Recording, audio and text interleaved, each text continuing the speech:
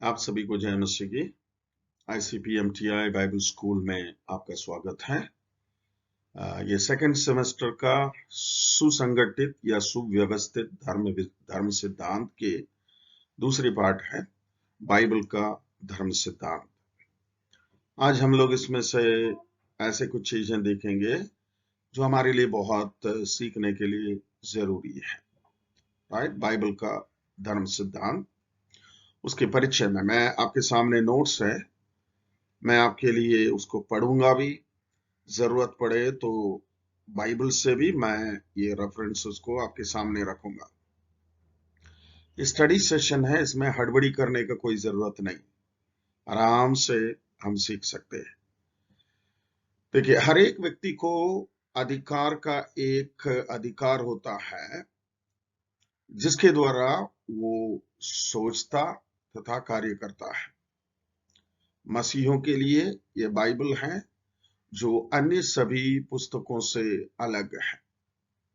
यानी कि अगर आप किसी धर्म का पालन करते हैं, खास तौर से आप जो मैं मुझसे सुन रहे हैं मसीही धर्म का पालन करते हैं, और उसमें आपके लिए आधारभूत शिक्षा जो है परमेश्वर का पवित्र शास्त्र या बाइबल आपको देती है। सबसे पहले पॉइंट यहाँ पे ये आप देखते हैं, बाइबल क्या है। क्या है बाइबल? आपके हाथ में अलग अलग भाषा में हो सकता है, हिंदी में हो, इंग्लिश में हो, या फिर और किसी भाषा बोलने वाले आप हो सकते हैं। आपके हाथ में एक बाइबल है। ये क्या है या इससे पहले के क्या क्या रूप था उसके बारे में यहाँ पे आप देख सकते हैं। देखिए, अंग्रेज शब्द बाइबल, यानी कि बाइबल अंग्रेजी शब्द है, ये यूनानी शब्द से लिया गया है। यूनानी शब्द में बाइबल का अर्थ है, वहां पे आप देख सकते हैं, गोलाकार पुलिंदा। गोलाकार पुलिंदा या पुस्तक। ये क्या है गोलाकार पुलिंदा? मैं आपको थोड़ा सा समझाना चाहता हूं। देखिए, ये प्रिंटिंग प्रेस, कागज, और कागज में प्रिंट करके बाइंड करके पुस्तक के रूप में हमारे हाथ में आना कब से शुरू हुआ है? 16वीं शताब्दी के शुरुआत में ही हुआ है। 16वीं शताब्दी, यानी कि ये बाइबल जब से शुरू है उसके कम से कम 1600 वर्ष के बाद ही हमारे हाथ में जिस तरीके से बाइबल है ये आना शुरू की है।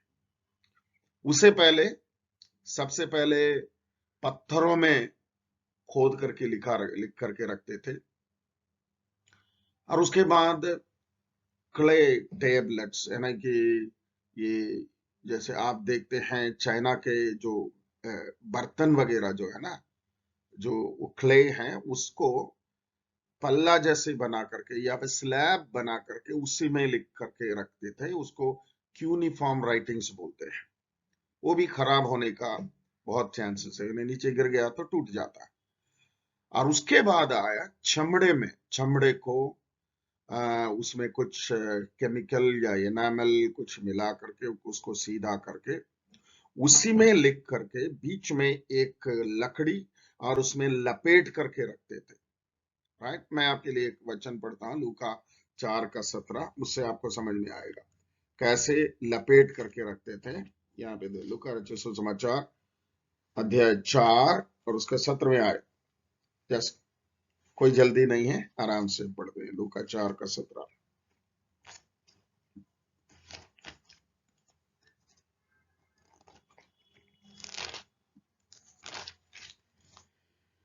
यहाँ देखिए लिखा है, यशायाह भविष्यद्वक्ता की पुस्तक उसे दी गई है और उसने पुस्तक खोलकर यह जगह निकाली जहां यह लिखा था। राइट, और उसके बाद ये पढ़ने के बाद 20वें आयत में उसने पुस्तक बंद करके सेवक के हाथ में दे दी और बैठ गया। अगर आप इसे अंग्रेजी में पढ़ते आपको थोड़ा सा और समझ में आता है। ही स्क्रोल्ड इट, यानी कि लपेट करके सेवक के हाथ में दिया और उसके बाद बैठ गया। मतलब यीशु मसीह के टाइम में जो पुस्तक थे वो लपेटने वाले थे, बंद करके, या जैसा ये बाइबल जैसा जिप करके रखने का नहीं था, क्योंकि चमड़े में लिखा हुआ एक लकड़ी बीच में आता है, उसमें लपेट करके रखते थे। ठीक है, दानियल की पुस्तक में भी आप देख सकते, दानियल 9 का 2 में भी आप यही देख सकते हैं।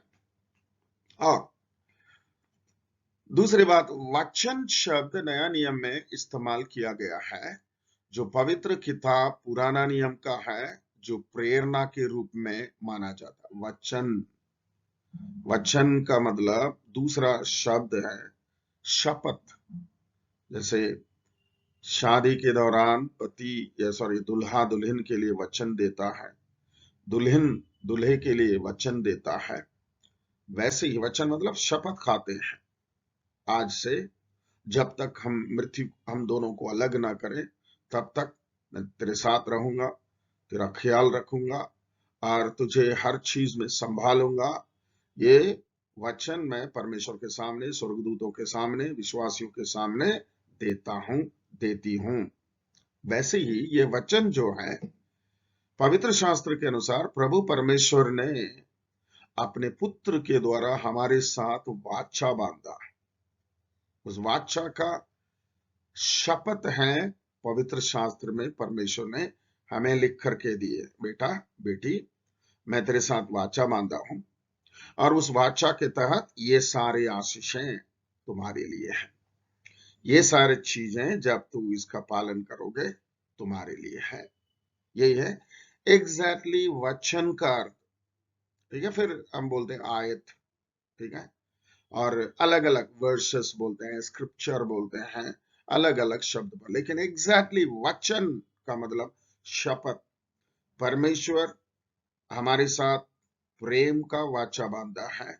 उस प्रेम का वाचा के दौरान उन्होंने जो हमें बताना चाहा उसे हमारे हाथ में लिख करके दिया है, वो है वचन। ये आप दूसरे तीमुथियुस 3 का 16 में, रोमी का पत्र 3 अध्याय उसका दूसरी आयत में, और नए नियम के अन्य भागों में भी, जैसा दूसरा पत्रस 3 का 16, ये सारे चीजें आप देख सकते हैं। परमेश्वर का वचन या शब्द दोनों ही नया और पुराना नियम में लिखित रूप में इस्तेमाल किया गया।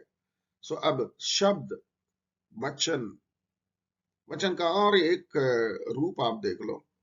यूहन्ना रचित सुसमाचार में पहला अध्याय में देखते, आदि में वचन था, वचन परमेश्वर के साथ था, वचन परमेश्वर था, वो वचन देहधारी होकर हमारे बीच में डेरा किया, यानी कि इमानुएल बन करके इस धरती पे आया। वो कौन सा है वचन? वो शपथ तो नहीं है, राइट? वो वहां पे जो शब्द इस्तेमाल किया लोगोस, लोगोस का वहां पे अर्थ है परमेश्वर के वचन, जो परमेश्वर के साथ था वही देहधारी होकर हमारे बीच में आया, जो है प्रभु यीशु। उसी में भी परमेश्वर का वाचा है। परमेश्वर हमारे साथ करने वाले बहुत महत्वपूर्ण काम है, जो हमारे पापों की क्षमा और हमारा उद्धारण, हमारे जीवन को पाप और अपराध की स्थिति से उठाने के लिए परमेश्वर की तरफ से भेजे गए हैं परमेश्वर का पुत्र। ठीक है, ये वचन समय पूरा होने पर, गलातियों की पत्री के अनुसार समय पूरा होने पर मानव बनकर, मनुष्य बनकर हमारे बीच में आया और हमारे लिए ही उद्धार का कार्य उन्होंने पूरा किया। ओके, और यहाँ पे शब्द, ये प्रत्येक शब्द बाइबल की ओर अंकित करते हैं कि मनुष्य के लिए परमेश्वर का प्रकाशन का लिखित रूप में माना जाता है। ओके, लास्ट पॉइंट यहीं पे, परमेश्वर के वचन जो है उसी में परमेश्वर का एक प्रकाशन है जो मनुष्य के लिए, हम लोगों के लिए।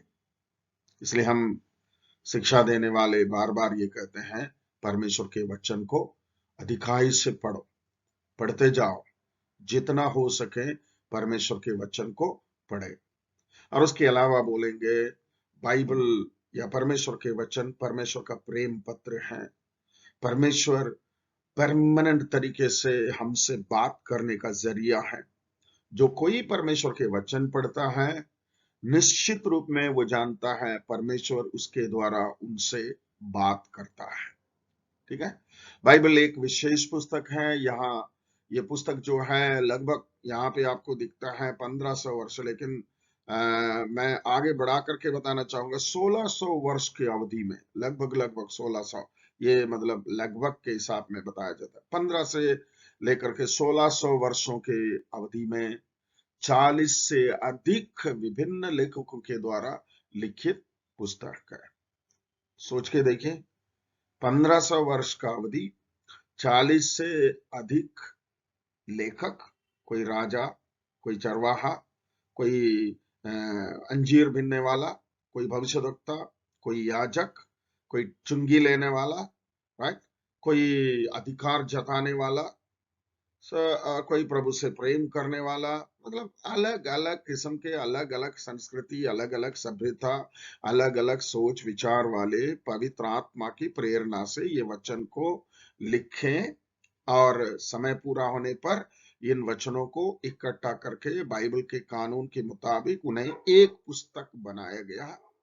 और आज इन वचनों के द्वारा परमेश्वर हम लोगों से बातचीत करता है, राइट। इन वचनों के द्वारा परमेश्वर हमारे साथ व्यवहार करता है। ओके, आगे बढ़ते हैं हम लोग। यहाँ पे प्रकाशन का अर्थ तथा तरीका क्या है? प्रकाशन, इंग्लिश में बोलेंगे रेवलेशन। ठीक है, ये वचन के अंदर दो चीजें आपको देखने का है। यहाँ पे देखिए, यहाँ पे 1-2 नंबर में लिखा है सामान्य प्रकाशन, विशेष प्रकाशन। उससे पहले देखिए, प्रकाशन शब्द का साधारण अर्थ है खुलासा। खुलासा, यूनानी शब्द बोलते हैं अपोकैलिप्स। अपोकैलिप्स का अर्थ है पर्दा को सामने से हटाना, यानी कि आपके सामने कुछ चीजें हैं लेकिन उसके बीच में एक काला पर्दा है जिससे कुछ भी नहीं दिखता है। उसको आप हटाओगे, पीछे जो है पूरा एकदम क्लियर कट आपको दिखाई देता है। वो है अपोकैलिप्स या खुलासा करना। प्रकाशित वाक्य की पुस्तक में आप देखते हैं, यूहन्ना प्रेरित पतमुस टापू में था। वो कहते हैं स्वर्ग खुला, मतलब स्वर्गीय स्थान खुला, और परमेश्वर ने भविष्य में होने वाले चीजों को उनको दिखाना शुरू किया स्वर्गदूतों के माध्यम से, राइट। खुलासा करना, इसका मतलब वचन के द्वारा परमेश्वर हमारे लिए कई भेद की बातें खोल करके देते हैं, खुलासा करके देते हैं। स्टडी, बाइबल को पढ़े, स्टडी करें, परमेश्वर हमारे लिए खुलासा करके देता है, राइट। दाऊद कहते हैं तेरे वचन के खुलने से प्रकाश होता है, मतलब मेरा दिमाग और दिल ज्योतिर्मय हो जाता है। ये अंधकार में पड़ा था, लेकिन परमेश्वर के वचन के पास आने से, वचन को अध्ययन करने से, वचन को पढ़ने से मेरे लिए बहुत फायदा होता है, लाइफ के लिए फायदा होता है। और उसमें पहला सामान्य प्रकाशन है, इसको इंग्लिश में कहते हैं जनरल रेवलेशन। ये सामान्य प्रकाशन को देखिए, मसीह तथा बाइबल को छोड़कर ये सभी तरीकों को निहित करता है। रोमियो की पत्री पहला अध्याय 18 से 21 क्या है? ये बाइबल को छोड़ करके, मतलब वहां पे रोमी 1:18 से 21 तक अगर आप पढ़ेंगे, नेचर को देखो, प्रकृति को देखो, वहां पे खुलासा किया गया है कि एक सृष्टिकर्ता है, राइट। एक व्यक्ति है जो इन तमाम चीजों को बनाया है, वो आराधना का योग्य है, स्तुति के योग्य है, लेकिन उसे इंसान जानने पर भी उसे इनकार किया। उसको आराधना करने के लिए उनको अच्छा नहीं लगा। उसका नतीजा क्या है मालूम है? इंसान के बुरे सोच, बुरे विचारों के लिए परमेश्वर ने छोड़ दिया, और उनके लिए भलाई परमेश्वर की तरफ से नहीं हो पाई। परमेश्वर उनके लाइफ के लिए, उनके जीवन के लिए भलाई करना चाहा, लेकिन नहीं कर पाया। कारण सामान्य प्रकाशन सारे दुनिया में है, बाइबल के अलावा प्रकृति में है। आसमान को देखो, वहां पे है, जमीन को देखो वहां पे है। ओके, मनुष्य के साथ बर्ताव करने के द्वारा यहाँ पे रोमी की पत्री 8 के 28 में आप देख सकते हैं, परमेश्वर मनुष्यों के द्वारा वर्ताव करने के द्वारा भी अपना सामान्य प्रकाशन प्रकट करते हैं। और कुलुसी 1 का 17 के अनुसार देखिए, सृष्टि की सुरक्षा के द्वारा, है ना, कि जिस तरीके से परमेश्वर ने सृष्टि को बनाया, सृष्टि को संभालता है, सृष्टि को सुरक्षित रखता है, ये तमाम चीजों के द्वारा सामान्य प्रकाशन सामान्य तौर से इंसान को समझ में आना चाहिए। और लास्ट में मनुष्य के नैतिक व्यवहार के द्वारा, है ना, कि मनुष्य के अंदर क्या सही है, क्या गलत है, क्या नैतिकता है, क्या अनैतिकता है, क्या नीति है, क्या अनीति है, ये सारी चीजें मनुष्य के विवेक में परमेश्वर ने भर रखा है, पहले से रखा है। इसलिए मनुष्य परमेश्वर के सामने जाकर के बहाना नहीं बोल सकता है, प्रभु मैं नहीं जानता था, वो बहाना नहीं चलेगी। सामान्य प्रकाशन द्वारा, जनरल रेवलेशन के द्वारा, एक सृष्टिकर्ता के बारे में, सृष्टिकर्ता को आराधना की करने का जरूरत है, उसको ग्रहण करने का जरूरत है करके परमेश्वर ने उनके अंदर, उनके विवेक में, उनके कॉन्शियंस में डाल दिया है। और दूसरा जो है विशेष प्रकाशन, ये सामान्य प्रकाशन जो है ना, एक व्यक्ति को विशेष प्रकाशन की ओर खींचकर ले आना चाहिए। अगर वो अपने दिमाग को, परमेश्वर की तरफ से दिए हुए दिमाग को सही इस्तेमाल किया हो, तो वह इस विशेष प्रकाशन के पास आ जाता है। देखिए, परमेश्वर का यह प्रकाशन जो यीशु मसीह द्वारा, यूहन्ना 1 का 18 मैं आपके लिए पढ़ना चाहूंगा। यूहन्ना 1 का 18 हम लोग पढ़ेंगे एक बार।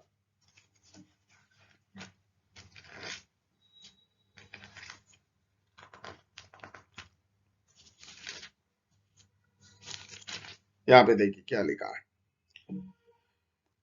परमेश्वर को किसी ने कभी नहीं देखा, एकलौता पुत्र जो पिता की गोद में है, उसी ने उसे प्रकट किया है। यही है प्रकाशन, जो है विशेष प्रकाशन। प्रभु परमेश्वर का पुत्र यीशु मसीह जो परमेश्वर की गोद में थे, उन्होंने हमारे लिए प्रकट किया है। और पहला यूहन्ना 5:9 से 12 के अनुसार परमेश्वर के वचन के अंदर से उसे हमारे लिए प्रकट किया है। और एक छोटा सा डिस्क्रिप्शन लिखी है, सामान्य प्रकाशन मनुष्य को उसे परमेश्वर की आवश्यकता तथा उसे दोषी ठहराने के ज्ञान के लिए पर्याप्त है, लेकिन मसीह में विश्वास मात्र उद्धार के लिए पर्याप्त है, प्रेरितों के काम 4:16-12 के अनुसार। फिर भी यदि सामान्य प्रकाशन स्वीकारात्मक है, तो परमेश्वर के आगे सुसमाचार के आवश्यक संदेश को लाएगा ताकि मनुष्य उद्धार पा सके। सिंपल तरीके से समझ लो, सामान्य प्रकाशन जो है आपको एक लेवल तक लेकर आता है, परमेश्वर है, परमेश्वर को आराधना करना है। और ये विशेष प्रकाशन जो है, ये परमेश्वर जो आपसे प्रेम करते हैं, आपके लिए क्या कर रखे हैं, क्या तैयार रखे हैं, वहां तक आपको ले चलता है, जिसे आप उद्धार की ओर अपना कदम बढ़ाते हैं। ओके। और दूसरा पॉइंट जो है प्रेरणा, इंग्लिश में बोलते हैं इंस्पिरेशन, उसका क्या अर्थ है? प्रेरणा, इंस्पिरेशन। प्रकाशन में भौतिकता का समादेश या संबंध है, जिसके द्वारा परमेश्वर प्रकट किया जाता है, तथा प्रेरणा बाइबल के संदर्भ से तथ्य रखता है। सख्त रूप में बोलने से प्रेरणा अर्थात भरना, भरना या सांस भरने के समान है।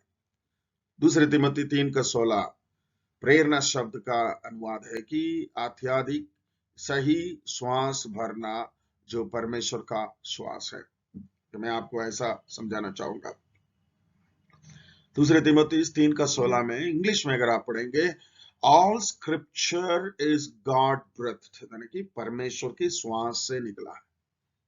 ठीक है, प्रेरणा मतलब परमेश्वर के श्वास से निकले हुए चीज। सबसे पहले परमेश्वर ने अपना श्वास कहां पे यूज किया है मालूम है? आदम को बनाया मिट्टी से, और परमेश्वर ने उसके नथनों में अपने जीवन का श्वास फूका, वो जीवित प्राणी बन गया। ये पहला। और दूसरा, उसके लगभग 4000 या 4500 वर्ष के बाद पाप में मरे पड़े इंसान को जीवन देने के लिए अपना सांस रूपी परमेश्वर के वचन को दिया है। इसी को बोलते हैं प्रेरणा।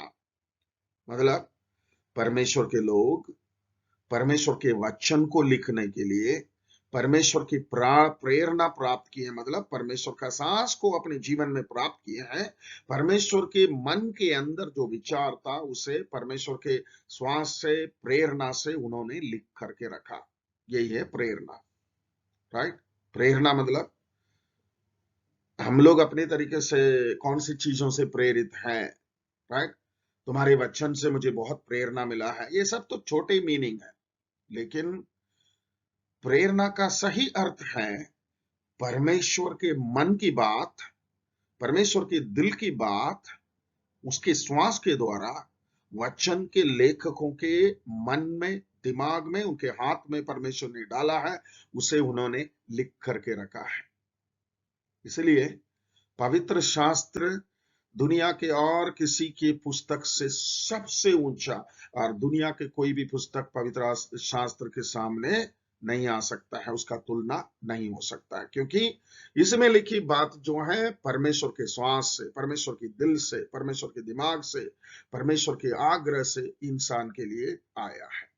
ठीक है, और यहाँ पे आप पढ़ सकते हैं उसका परिभाषा, आपके सामने है। देखिए, परमेश्वर ने अधिरक्षण के लिए लेकिन आलेख को बोला नहीं। इसका मतलब एक एक करके बोल के नहीं दिया, उनके मन में, उनके विचार में परमेश्वर ने वचन डाला, मतलब डिक्टेट नहीं किया है। और उसने मानवीय लेखकों तथा उनके व्यक्तिगत तरीकों का इस्तेमाल किया लिखने के लिए। परमिशन, उनके लिए अनुमति, जैसा लिखो वैसा लिखो, ऐसा दे दिया। फिर भी लेखक अपने वास्तविक मानव लेखन के बिना किसी गलती खाता है। नहीं, मतलब कहीं कहीं इंसान होने के नाते भाषा के गलती हो सकता है, वो सुधरने लायक है। ठीक है, इंसान होने के नाते इंसानी गलतियां हैं। जैसा उदाहरण के लिए बाकी धर्मों में आप देखते हैं जातिवाद, राइट।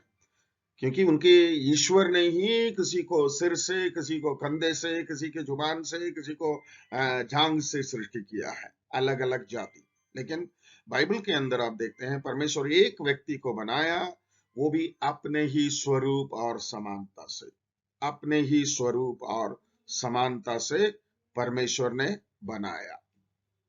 ओके, अपने ही स्वरूप और समानता से परमेश्वर ने बनाया। वैसे ही परमेश्वर ने अपने वचन दे दिया, लेकिन इंसान, मैं लिखते समय कोई गलती हो सकता है, राइट। मेरा लिखते समय कुछ गलती हो सकता है, वो रेक्टिफायर है। ओके, इसमें लास्ट पार्ट हम लोग देख करके स्टडी को यहाँ पे ये करते हैं, बाइबलीय गवाही। ये बाइबल के अंदर 4 गवाही यहाँ पे दी गई है कि परमेश्वर के वचन परमेश्वर के प्रेरणा से ही हुआ है। नंबर 1, यह दावा करता है कि वचन परमेश्वर का सांस है। दूसरे तिमोथी 3:16। इसका मतलब यह है कि परमेश्वर जो सत्य है, परमेश्वर का सांस सत्य है, ना कि परमेश्वर ने सांस फूका। अगर परमेश्वर ये प्रेरणा, यह सांस इंसान के अंदर नहीं दिया होता, इंसान अपनी मर्जी से कुछ भी लिख करके रखता है, नहीं, ये परमेश्वर की तरफ से। दूसरा, यह भी गवाही देता है कि जिन मनुष्यों ने लिखा है वे पवित्र आत्मा के बहाव में थे। दूसरा पत्रस 1:21। पवित्र आत्मा के इन्फ्लुएंस में, राइट। इन्फ्लुएंस में मतलब कैसे? प्रेरितों के काम 10वें अध्याय में अगर आप पढ़ेंगे, पत्रस प्रार्थना कर रहे थे, एक जगह में आप देखते हैं वो आत्मा में बेसूध हो गया, he was influenced by the spirit. और एक उदाहरण मैं आपको बताऊंगा, तो एहezकेल के पुस्तक में, एहezकेल परमेश्वर के उपस्थिति में बैठे थे, अचानक वो आत्मा में आया, आत्मा ने उसको उठा करके यरूशलेम के मंदिर में लेकर गया। आत्मा ने उनको उठा करके सूखी हड्डियों से भरे तराई में लेकर के गए, वहां कई सारी चीजें उनको समझाते हैं, फिर वापस ले आते हैं। यही है आत्मा के बहाव में, आत्मा के इन्फ्लुएंस में, राइट, आत्मा के अधीन में, आत्मा के कार्याधीन में आकर के उन्होंने लिखा।